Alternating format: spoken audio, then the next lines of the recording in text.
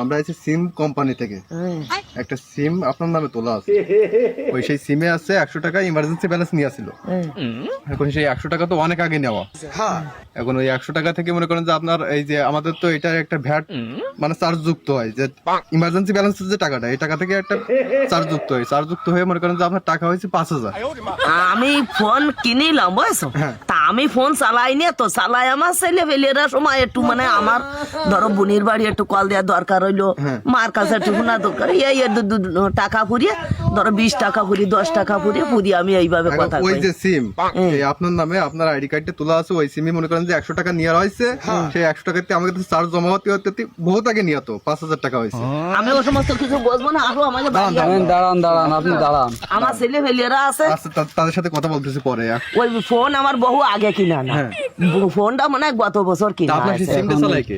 চালাইকে আমার সিম হলো ছেলে ফেলেরা যে সিম তুলেছে সেই সিম ফুরিয়ে, তাই আমাকে কথা বলা।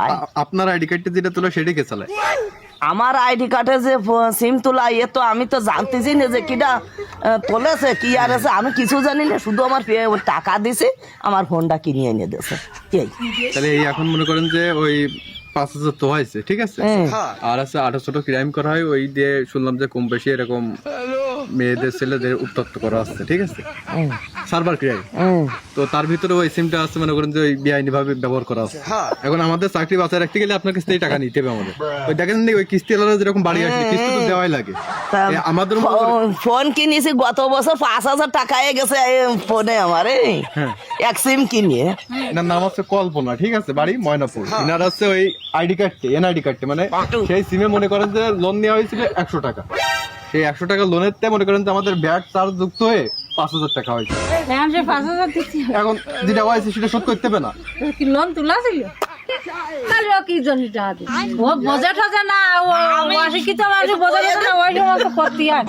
ইমার্জেন্সি লোন চাপ দিলেই চলে আসে। এখন ও তো মনে করেন যে ওই কোড ডায়াল করলেই লোন দিয়ে দেয়। ওটা তো আমি কি করছি, মানে আমাকে বেশি তো মূর্খ মানুষ বোঝে না, সবাই বলে ডাক দাও, ওরাই তোমাকে বুঝিয়ে দেবো। গলু সিমটা তো তার নামে তোলা, বলতেছি কি কম বেশি করে কিছু দিয়ে দেন। ওরে বাবু বাদ দাও আমার।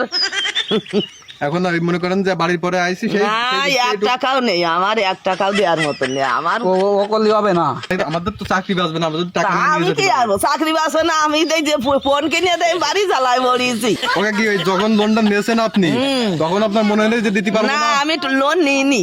এখন এই তারিখে কি আপনি কি যাবেন নাকি টাকা দেবেন?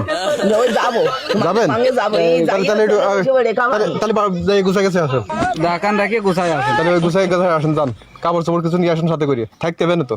ওই আপনার গায়ে গতরে খাটি শোধ করে দিয়ে আসবে। চলেন, মনে হলো যেহেতু যে আমরা মিথ্যা কথা বলতেছি, তাহলে আপনি আমাকে সাথে চলেন, সেই কোম্পানিতে কথা বলে চলে আসবেন, নাহলে আমাদের চাকরি বাঁচবে না। আপনি যান, গুছাই আসেন, যান।